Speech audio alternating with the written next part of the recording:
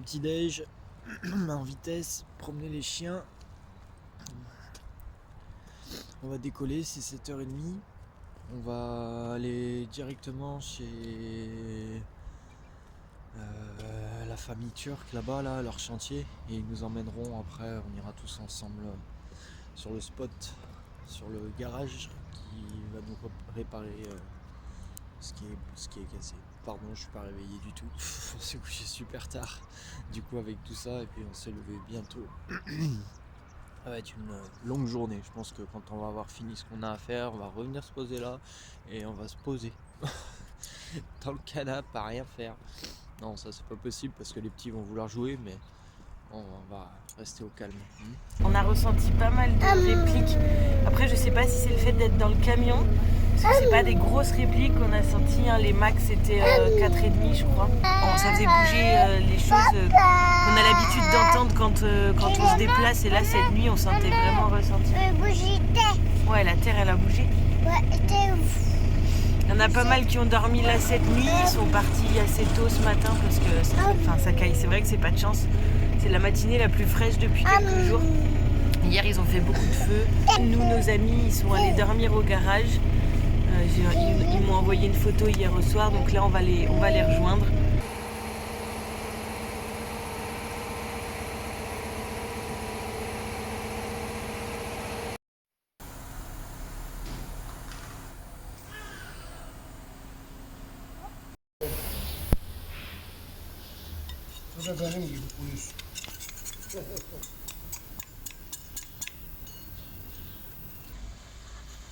Le chef qui lave la pièce au Karcher. Mes petits chats qui reviennent de balade. On va voir un tourneur, mais il est beaucoup trop cher. Alors du coup, on retourne avec le mécano pour essayer de payer moins cher au tourneur parce que apparemment il essaye de faire payer trop cher. Ils sont pas d'accord. Pas d'accord. On a trouvé la pièce en neuf et on va juste faire une petite adaptation pour que ça aille. On a eu neuf pour pas cher.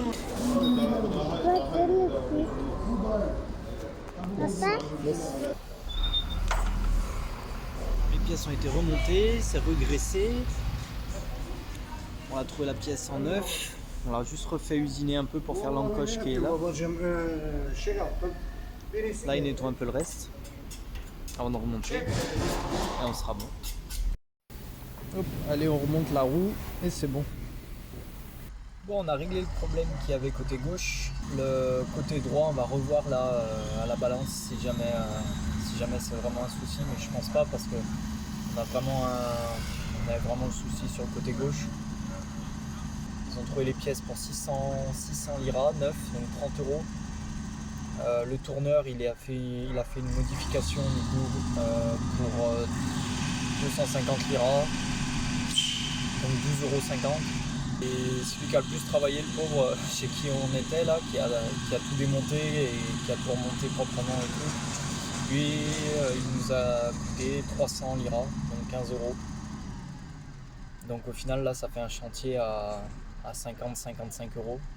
Donc là, maintenant, on est direction la balance, comme ils appellent, c'est un équilibrage en fait. Ils ont contrôlé les rotules, pour eux, elles peuvent encore en faire beaucoup. Donc on leur fait confiance, c'est des gens qui voient des milliers voire des millions de camions et qui savent ce qui tient et ce qui tient pas, donc je leur fais confiance, il n'y a pas de souci. Juste ils changent pas les choses pour rien ici en fait. C'est cool, ça avance bien. Je vous ai trouvé dans mon petit livre en fait les coupes, donc c'était un problème au niveau du pivot, voilà j'ai le nom.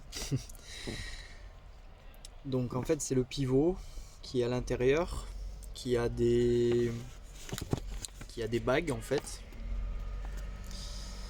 et c'est ces bagues qui avaient pris du jeu en fait et qui faisaient qu'il y avait un jeu en fait au niveau du pivot sur le support d'étrier, donc comme ça. Donc on a retrouvé un pivot neuf, des bagues neuves et voilà, il a remonté tout ça, bien graissé, et on a résolu du coup le problème. Voilà. Si vous avez besoin de photos pour le S150, n'hésitez pas, je peux vous envoyer j'ai la doc technique. Parallélisme.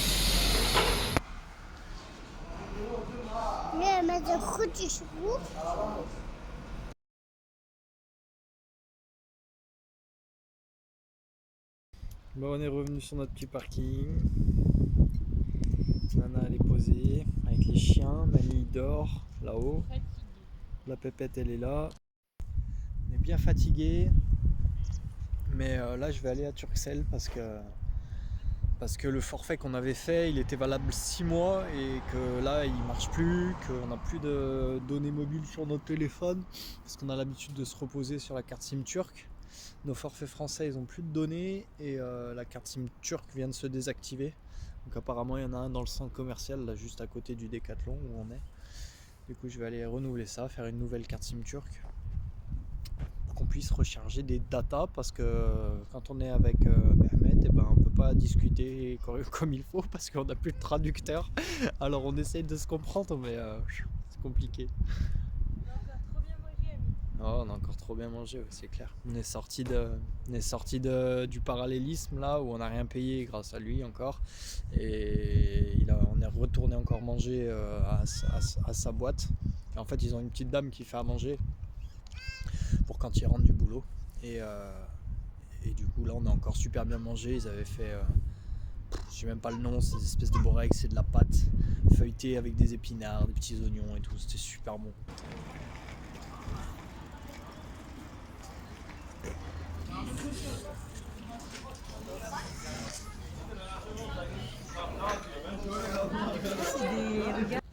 Vas-y, avance. Vas-y. Boum.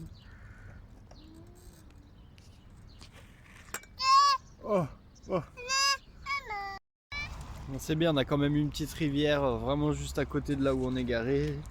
Les chiens ils peuvent se mouiller un petit peu parce qu'on a pratiquement 20 degrés à l'ombre là en journée. Merci, c'est chaud hein. Et puis là de toute façon on arrive fin février, ça va être la fin de l'hiver. L'après-midi on est en t-shirt, ça fait du bien.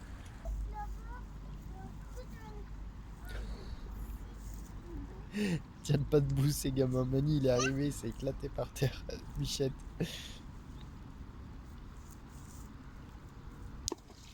Bon, j'ai décollé assez tôt ce matin, je me suis reposé un peu hier, j'ai repris ma barre derrière les yeux là, c'est super chiant, faut vraiment que j'aille m'acheter des lunettes de soleil pour voir si ça vient de là, parce que la mécanique des véhicules c'est une chose, mais la mécanique de moi aussi, ça je suis moins bon.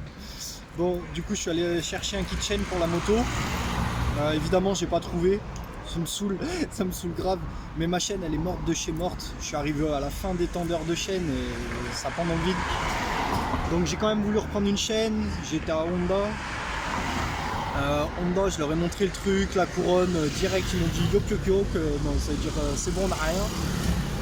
Du coup j'ai laissé tomber Honda, je leur ai demandé au début si juste une chaîne. Ils me disent ouais pas de problème, je commence à démonter la chaîne sur place et tout, à retirer la tâche rapide. Il me dit viens voir l'ancien, je vais voir vers l'ordinateur, il me dit, il me sort 2500.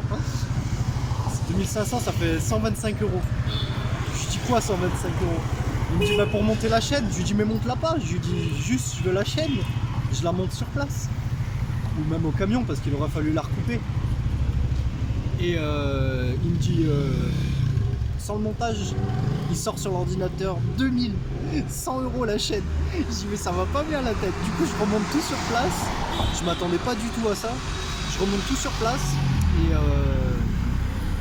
et l'ancien, lui, il était gentil, il y avait pas mal de monde dans l'atelier et il a vu que j'avais vrillé quand il m'a dit le prix.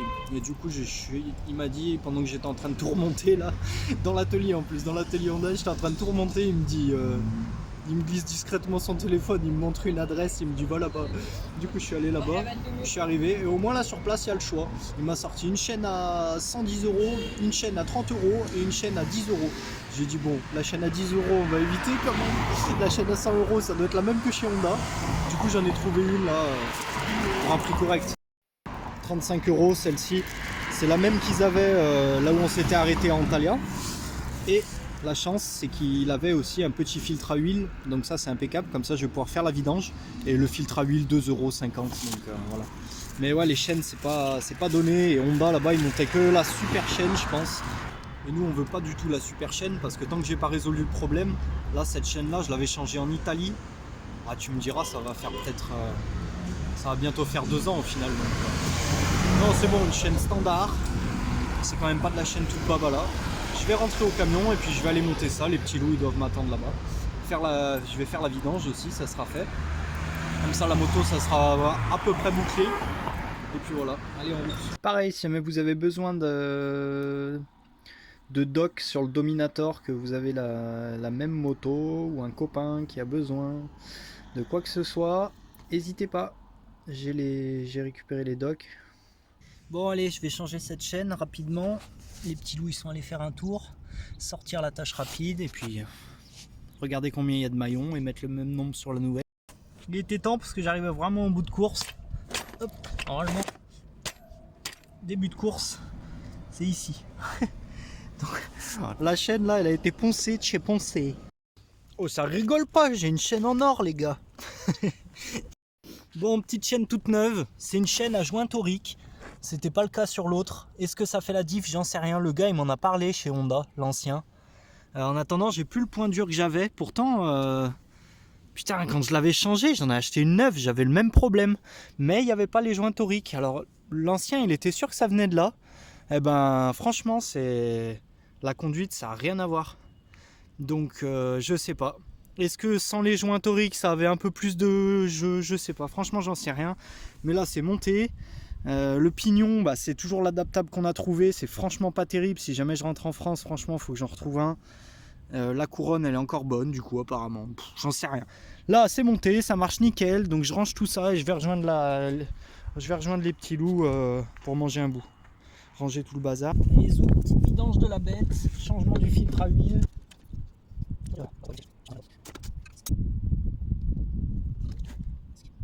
Presque pas plein la gueule.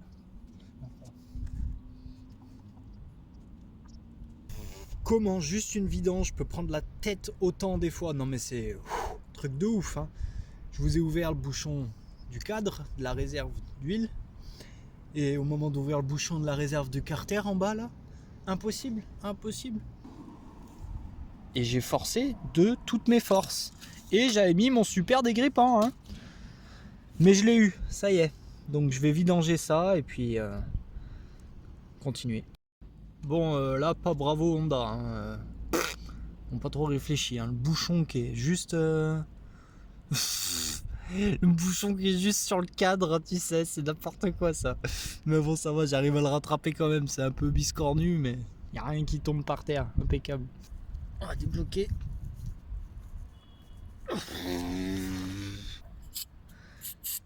C'est ouf ça hein. Bah, je les ai eus mais c'était pas gagné encore hein. Punaise. Ouais.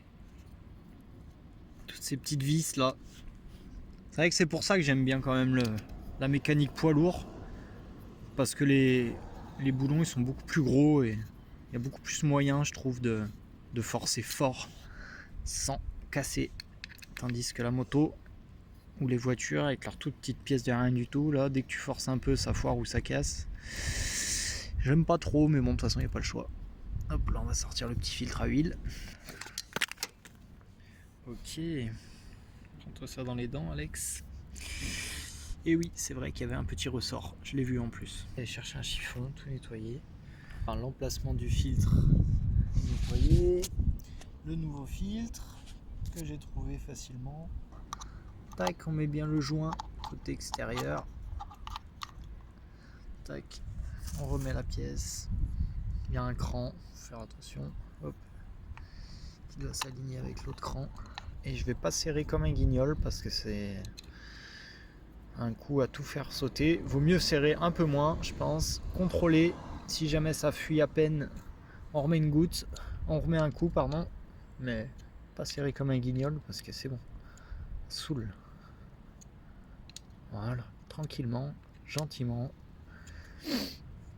Ok, bon, je vais rebloquer le bouchon de vidange à l'avant, rebloquer le bouchon dessous et re-remplir et terminer. Avec le changement du filtre, il préconise 1,95 litre, mais en fait on peut mettre que 1 litre parce que le réservoir c'est le cadre. On peut mettre que 1 litre. Il faut faire tourner un petit peu pour que ça aille dans le carter.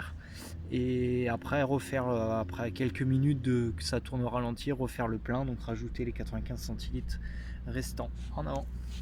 Allez, 1 litre d'huile dans la titine.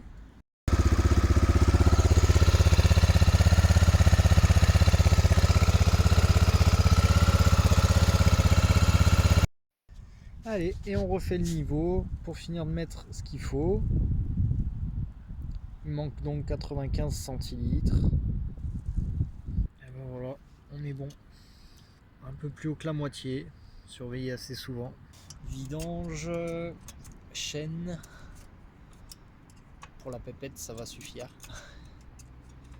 Après, il faut que je finisse le camion encore. J'ai grossi un peu, non? Vous trouvez pas? Moi, je trouve. Ouais. Qui c'est qui a donné? Et monsieur, on va l'appeler le monsieur au scooter blanc. Ouais. J'étais en train de parler avec un grand scientifique, un chirurgien cardiovasculaire qui me faisait une description de toute la Turquie, de tous les endroits où on pouvait aller. Il y a un mec en scooter blanc qui s'est arrêté. Il m'a juste demandé si je parlais turc, du coup je lui ai dit un tout petit peu. Du coup il a parlé avec le gars avec qui j'étais en train de parler. Et puis le gars après il est parti avec son scooter. Et puis du coup celui avec qui j'étais en train de parler il me dit: ah oui, au fait le gars avec son scooter il m'a demandé s'il pouvait vous emmener à manger. Je dis d'accord. Et il me dit donc je lui ai dit oui hein. Bah d'accord, hein, allez-y, emmenez-nous à manger. Donc voilà, il est revenu avec un sac de chez Popeye, on connaît pas. Bon, c'est du fast-food, hein, mais c'est super gentil, non? Quand même, de nous emmener des petits trucs comme ça alors qu'on n'a rien demandé. Oui, c'est cool. Bon appétit. Et bon appétit. maman. Appétit, maman Sonia. Appétit, maman. Allez, on est allé laver la titine. On va remettre le sabot. Et ce sera terminé. Je vais peut-être regarder le kick quand même qui perd de l'huile là. Pas trop ce que vous en pensez là cette histoire, mais je perds de l'huile par ici. Le moteur il est bien sec de partout, mais par le kick là ça sort. C'est pas énorme, mais ça sort de l'huile. C'est un peu chiant. Bon allez, on continue avec le graissage du camion. Alors il faut savoir qu'ici en Turquie on trouve pas de cartouches pour les pistolets à graisse comme ça là. On trouve pas de cartouches en plastique comme on achète en France. Non, ici c'est que du vrac. Donc il faut acheter un pot comme ça. Et il faut tuer une paire de gants jetables en fait pour plonger la main dedans et venir bourrer la cartouche de graisse à la main. Donc ça y est, je viens de finir de la remplir. Évidemment j'ai pas pu vous filmer parce que j'en avais plein les mains. Mais ça y est, je l'ai rempli complet avec notre ami là, Tom. On a cherché pendant je sais pas combien de temps. On disait non mais on va pas remplir à la main. Bah, au bout d'un moment, pas le choix. On n'a vraiment pas trouvé. Eux ils remplissent comme ça. Et voilà, du coup bah, on a fait pareil. On va aller faire les points. Enfin, je vais aller faire les points de graissage. Et voilà, ce sera fait. Je vous partage du coup aussi le... Oh là là, si le vent se met pas dedans. Je vous partage aussi le schéma de graissage. Si jamais ça intéresse du monde, n'hésitez pas. Hop, avec la légende qui est ici. Nous, on n'a pas le luxe de pouvoir mettre une graisse par type d'endroit. Donc on met la graisse standard de graissage sur tous les points où il faut utiliser le pistolet. Alors sur la rotule de direction, à l'origine il y avait un graisseur. J'imagine que ça a été remplacé et que c'était pas de l'origine parce qu'il n'y a pas de graisseur. Après il y a le graisseur qui se trouve ici qui est un peu bouché, le graisseur de l'homme. Bon bah c'est cool, ça se voit que les gars ils ont bien bossé parce qu'en fait ils m'ont dégrippé du coup à l'intérieur l'espèce de joint métallique qui est perforé. Ils me l'ont bien nettoyé et je peux regraisser correctement. On voit bien que ça redégueule des deux côtés comme il faut, donc c'est cool. Bon c'est bouclé, j'ai pas tout filmé parce que ça sert à rien. En gros il y en a sur l'arbre, sur les lames d'amortisseur, sur les rotules, sur un point vers l'embrayage. Enfin voilà, si jamais vous voulez la photo, je vous la fais passer si jamais vous voyez pas bien sur la vidéo. Mais ça du coup c'est important à faire au moins une fois par an. Là je vois que c'est pas du tout les mêmes climats que d'habitude où on est. Qu'ici c'est vachement plus sec et poussiéreux parce qu'après un an j'avais un peu de bulles d'air dedans que j'en ai pas d'habitude, donc c'était bien temps de le faire. Et voilà, c'est ce qui préserve la mécanique et voilà. Peut-être que par exemple le pivot qu'on a changé à l'avant, il avait peut-être pas été graissé assez à un moment donné et c'est ce qui l'a usé, c'est possible hein, pour qu'il n'y en ait qu'un d'usé sur les deux. Enfin bon, c'est fait. Bon, j'avais un souci sur ma titine aussi, c'est que quand on était avec le couple qui avait le camping-car là, avec les deux copains de Mani, j'ai emmené un des deux petits derrière moi pour aller faire des courses et ça s'est coupé net et plus une goutte d'électricité. Donc j'ai retiré la batterie, on a un super chargeur qu'on a acheté. On avait acheté ce petit chargeur là qui est de top qualité, hein, toujours de la même marque, Victron. Et grâce à lui, j'ai reconditionné la batterie de la moto. Donc je vais voir si jamais c'est suffisant. Que je pense avoir identifié le problème sur la moto. En fait, j'avais raccordé une sortie USB en fait sur mon guidon pour quand je pars en bécane pouvoir recharger le téléphone quand je tombe en rade de téléphone. Ça m'évite d'être paumé parce que je tourne que au GPS vu qu'on n'est jamais au même endroit, je connais pas les routes. Et en fait ce qui s'est passé c'est que là où quand je sangle la moto sur le porte-moto, je pense que ça a accroché un fil et ça me l'a sorti en fait, ça m'a sorti le plus et je pense que ça me l'a mis sur le cadre et que ça m'a vidé la batterie complète. Donc je vais voir avec un reconditionnement si jamais ça suffit. Et sinon il faudra changer la batterie, j'espère pas, je vais voir. Alors, on est remonté à 13,8. On est remonté pratiquement à 13,8, donc c'est impeccable, je vais la rebrancher. Et oui, parce que bon, c'est bien rigolo tout ça, mais c'est quand même une 6,5, alors j'ai quand même la chance d'avoir un kick, ce qui n'est pas donné à tout le monde, encore plus aujourd'hui. Et mais démarrer 6,5 au kick, ça casse le pied un peu, hein.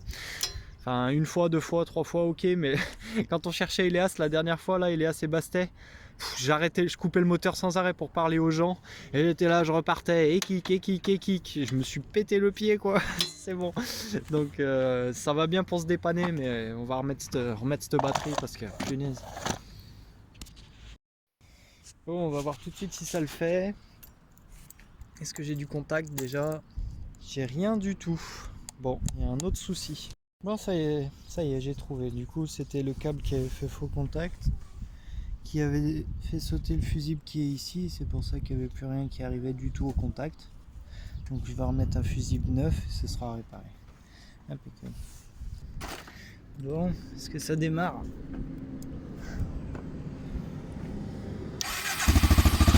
Impeccable.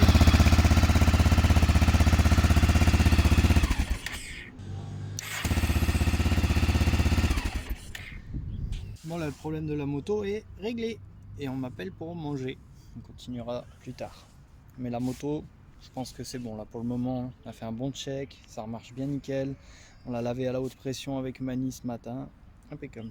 Bon, ce matin, ça va être que de l'électricité, enfin même aujourd'hui. On va regarder un peu l'état des feux. Là, il nous manque le feu arrière gauche. Il manque le feu de recul arrière droit. Il faut que je remette tous les petits feux de gabarit qu'il y a ici. On va mettre ça en ordre, qu'on soit vu sur la route. Boîtier de dérivation. C'est la première fois que je l'ouvre celui-là. Il y a un bordel dedans. Tout le monde a dû mettre son grain de sel comme d'hab.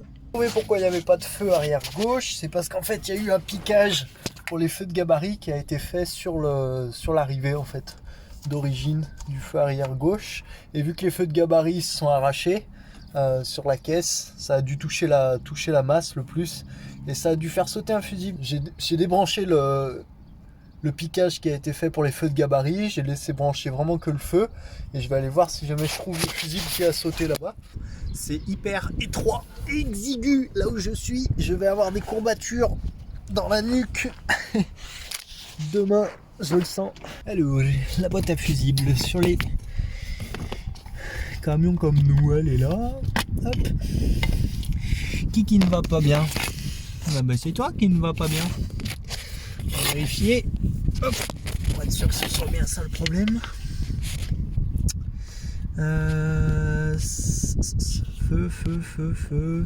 Feu, veilleuse arrière gauche. Voilà, c'est celui-ci. Donc on va le changer, ça va nous remettre du jus. Bien joué moi. Franchement, j'ai jamais aimé l'électricité. C'est chiant, surtout quand c'est pas d'origine, que tout le monde a emporté son grain de sel. Mais bon, il n'y a pas le choix, hein, comme d'hab, faut s'y mettre. Bon, on a récupéré l'éclairage ici. De l'autre côté, c'est bon. Si, j'ai vu que j'avais le feu de recul là-bas qui marchait pas. Je vais regarder pourquoi. Et après, je m'occuperai des feux de gabarit. Ils sont pas croyables là, ces Turcs. Ils arrêtent pas de nous emmener à manger. Ça fait 2 soirs de suite que le gars qui travaille... Il y a beaucoup de livreurs derrière nous là du centre commercial parce qu'il y a plein de petits fast-food dedans. Ça fait 2 soirs de suite que le livreur il nous emmène à manger, qui veut absolument rien qu'on paye. Et là c'est un voisin de Mehmet et Sibeliye qui est alors lui c'est un grand docteur, il est chirurgien cardio et il m'avait dit qu'il reviendrait là, qu'il passait à son boulot et qu'il nous ramenait d'ici 1 heure un petit déjeuner turc. Et il n'a pas manqué à l'appel. Il nous a ramené plein de petites brioches pour manger. Ça c'est comme le jus, il m'a dit que c'était le jus d'un arbre Jewish. Il faut que je regarde ce que c'est sur internet. C'est super bon pour le sang. Et là-dedans c'est plein de petits gâteaux. Ils arrêtent pas. Et oui, hier, Sibeliye et sa fille, je retiens pas son nom, qui nous ont ramené aussi un gâteau, mais un gâteau d'anniversaire avec des bougies, qui nous ont chanté une chanson, qui nous ont fait souffler, on a partagé le gâteau. Et ils sont incroyables. Franchement, on ne cuisine même plus, ils nous emmènent des trucs tous les jours. Mais c'en est gênant, je leur dis que j'aimerais bien les payer parce que c'est super, c'est de la bonne qualité et tout ce qu'on nous emmène et que je veux donner de l'argent. Mais il faut surtout pas donner d'argent parce que c'est donné gracieusement et la seule chose qu'on peut faire c'est leur offrir le thé quand ils passent. Mais ils sont vraiment... Bon, on a récupéré le feu de recul droit. Donc on a les feux des 2 côtés, les feux de recul des 2 côtés. Feu de recul c'était juste les cosses en fait. Ça se rejoignait ici, là, mais c'est tout rouillé et ça faisait plus du tout contact. Du coup je les ai rebranchés en direct, l'une sur l'autre. Ah mais c'est du pekmezi. Ah punaise. Là il sera peut-être meilleur que celui qu'on a pour goûter. Là, je vais écouter ça. Une remorque? Ouais. On n'a pas besoin, ça va. Bah, mes vœux. Ouais, bah après faut la conduire la remorque. Hein. Faut la conduire après la remorque. Hein. C'est le bazar. Hein. Bon, on va récupérer les 2 feux de plaque. Ils sont là. Parce qu'avant, évidemment, la plaque elle était là avant que je fasse le porte-moto et j'avais pas récupéré les feux de plaque. J'avais juste déporté la plaque ici avec des réfléchissants. Donc je vais déporter les petits feux de plaque. On fera toujours plus propre. Bon, dans les feux de plaque, ouais, il y en a un qui a moins bien vieilli que l'autre. Finesse. Bon, je fais un peu de restauration de vieux feux de gabarit qu'on nous avait donné. Je vais en récupérer, il y en a 2 qui sont récupérables. On va mettre en bas sur les angles ici. Et puis je vais en racheter 2 en bas pour les angles à l'avant. Et après il en faut 4. 1, 2 et pareil 2 sur la capucine à l'avant qu'il faut que j'achète aussi. La restauration avance, on remet les pièces comme neuves avec une brosse à dents, un tournevis, un chiffon, un peu de papier ponce. Ça craint rien ça se retape tout. Et là je suis en train de refaire la partie clignotant qui est déportée à côté de la cabine, ça fait longtemps qu'il nous en manque un, on va le refaire aussi. Puis après pour la suite il faudra que j'aille acheter ce qui nous en manque quand même avec tous ceux qu'on a récupérés. Bon ça y est, j'ai fini de restaurer ce qu'il y a à restaurer. Je vais aller dans un magasin où je pourrais trouver un clignot, non 2 clignots comme ça pour la titine et pour la moto. Et après il faut que je trouve aussi des petites cosses. Je pense qu'il m'en faut peut-être une vingtaine. Il faut que je rachète du coup des petits feux de gabarit qui manquent. Et si jamais j'arrive à trouver juste le petit bloc là comme ça qui me manque pour l'autre côté de la centrale clignotante là, ça sera bien. Je vais bientôt décoller. des petits voisins encore qui sont en voiture là, qui viennent de m'offrir un petit café, donc c'est super gentil. Je bois mon petit café et je décolle. Bon, bah je suis allé au Sanaï camion, mais on est samedi et samedi ils bossent pas. Je suis dégoûté parce que du coup ça fait aujourd'hui pas mes pièces, demain pas mes pièces, donc lundi. Bon après, on n'arrête pas depuis qu'on est ici, je suis tout noir. on n'arrête pas depuis qu'on est ici, mais c'est comme ça, c'est le week-end, on va se calmer un petit peu pour demain. En tout cas, demain c'est dimanche, donc on va rester au calme. J'imagine qu'on va encore voir plein de monde passer. Et puis voilà, tranquillou. Du coup là on fait juste une petite balade. Et c'est déjà 6 heures passées, donc on va aller manger.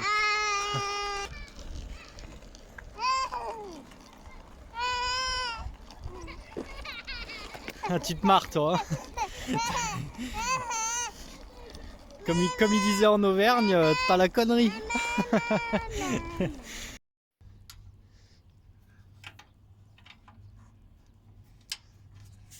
Tu tiens, petit chef? Ouais. Et comme je veux mais ça. Là, on va emboîter un peu plus. Hop. On a bien travaillé, ouais, c'est sûr. Ouais. On a mis les lumières de plaque. Ça et ça. Voilà. Le but c'est qu'on voit bien. On voit bien l'arrière du camion comme ça.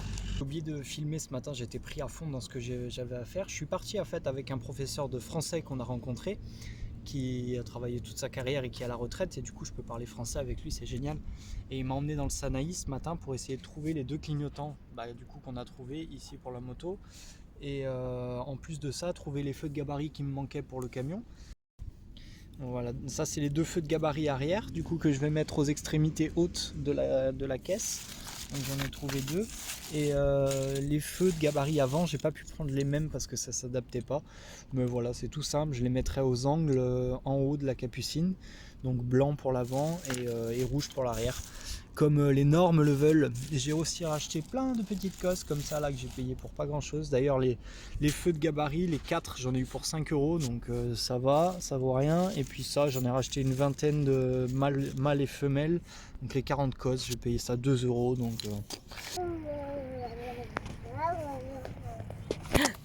bon, j'ai nulle part où faire grimper les câbles sans que ça se voit. Du coup je vais être obligé de passer sur le toit, hein. C'est ce qui aura le plus discret je pense. Je vais tirer des feux de gabarit arrière qui sont là-bas, là, tout dessus, puis ramener jusqu'à l'avant là pour mettre les deux petits parce que je vois pas d'autre solution de toute façon. J'ai aussi pris 15 mètres de câble pour tirer sur le toit parce que j'en aurais pas assez, puis je veux pas mettre mon câble bleu et rouge parce qu'il est pas gainé quoi, ça fera dégueulasse sur le toit, donc je vais tirer un câble noir. Et j'ai trouvé, parce qu'en fait on avait acheté des spots de recul là-haut là, enfin c'est pas des spots de recul à la base, mais nous on les avait montés comme spots pour mettre en marche arrière quand il fait nuit, parce qu'on voit rien du tout sinon quand on est dans des zones pas éclairées. Et on avait c'est des cosses en fait derrière comme ça, il y en avait une qui s'était barrée, et de la manière que c'est fait c'est un peu chiant à rebrancher. Du coup je me suis dit je tente le tout pour le tout, je demande là où je suis allé chercher le câble. Et gagné, on a trouvé j'ai trouvé la même cosse, donc ça sera propre.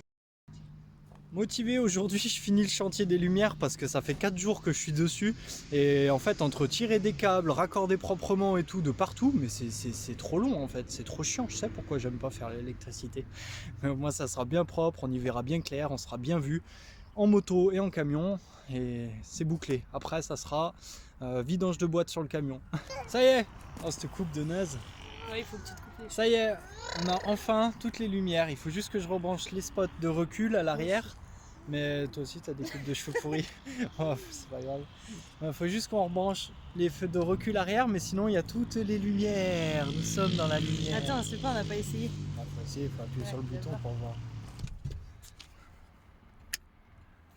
Ça marche?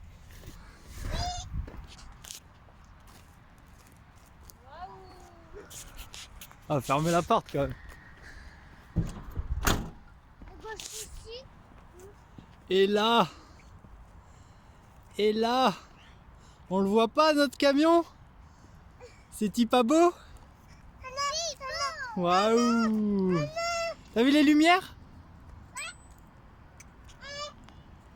C'était un gros chantier, hein, mine de rien. 4 jours pour faire ça. Faut mettre les warnings quand même.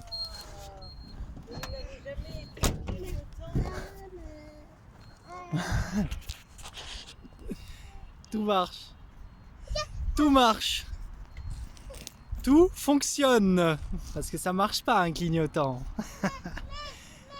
Yeah. Trop bien. Super. Ah vraiment super. Ah, je suis content, ouais, c'était chiant. Et l'arrière aussi, on a bien bossé. Avec les éclairages de feu de plaque et tout. Trop bien.